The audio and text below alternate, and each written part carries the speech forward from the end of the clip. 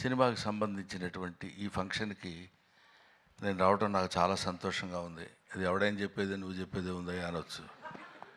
కానీ ఈ cinema it's a special picture. Almost ఒక మాటలో చెప్పాలంటే ఆల్ యంగస్టర్స్ కలిసి చేస్తున్నటువంటి సినిమా.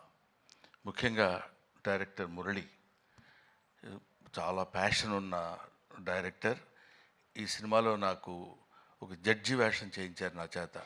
నేను చాలా సినిమాల్లో చాలా క్యారెక్టర్స్ చేశాను కానండి, ఈ సినిమాలో తను చేయించినటువంటి విధానం నాకు బాగా నచ్చింది. ఇది ఒక కొంచెం టెక్నాలజీలో కెమెరామెన్ ఆయన చూపించినటువంటి టాలెంట్ కూడా ఇది నన్ను కొత్త రకంగా చూపించడానికి చేసిన ప్రయత్నం నాకు చాలా నిజంగా చాలా ఆనందంగా ఉంది. అదొకటి చెప్పాలి. ఈ సినిమాలో ముఖ్యంగా అదిగో మా ప్రభాస్ సీను ఏడి ఎందుకు వెనుకుంటావు ముందుకురా.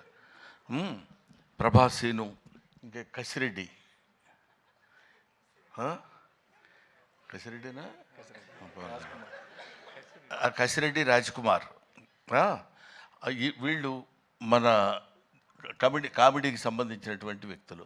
ఆ తర్వాత నా పేరు చెప్పలేదు ఏంటంటే సిగ్గుపడి తలంచుకుంటున్నాడు Jeevan. You also come to me. రండి. ఈయన క్రీడాకోలలో నాతో పాటు ఆయనతో పాటు నేను నటించే అవకాశం నాకు కలిగింది. ఇకపోతే ఇందులో మనం స్పెషల్గా చెప్పుకోవాల్సినటువంటి వ్యక్తి దట్ ఈస్ యోగిబాబు.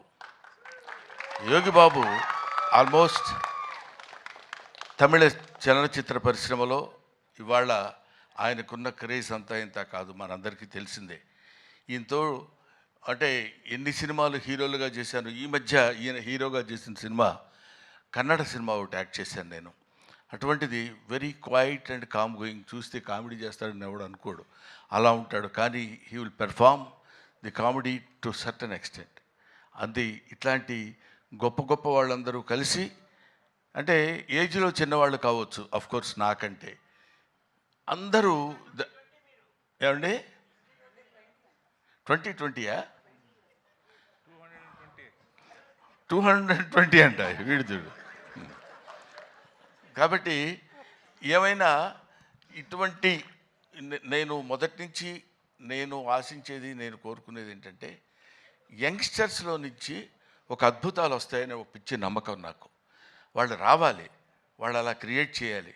బికాస్ కొంచెం ఫ్లోయింగ్ వాటర్, వెళుతున్న వాటర్ అలా వెళుతుంటుంది, మళ్ళీ కొత్త వాటర్ వచ్చినప్పుడు ఆ వాటర్లో ఒక చిన్న ఎక్సైట్మెంట్, ఒక ఎన్లైట్మెంట్, ఒక ఎలివేషన్, అద్భుతమైనటువంటి స్టఫ్ కలిగినటువంటి వాళ్ళు రావాలని కోరుకునేటువంటి వ్యక్తిని నేను.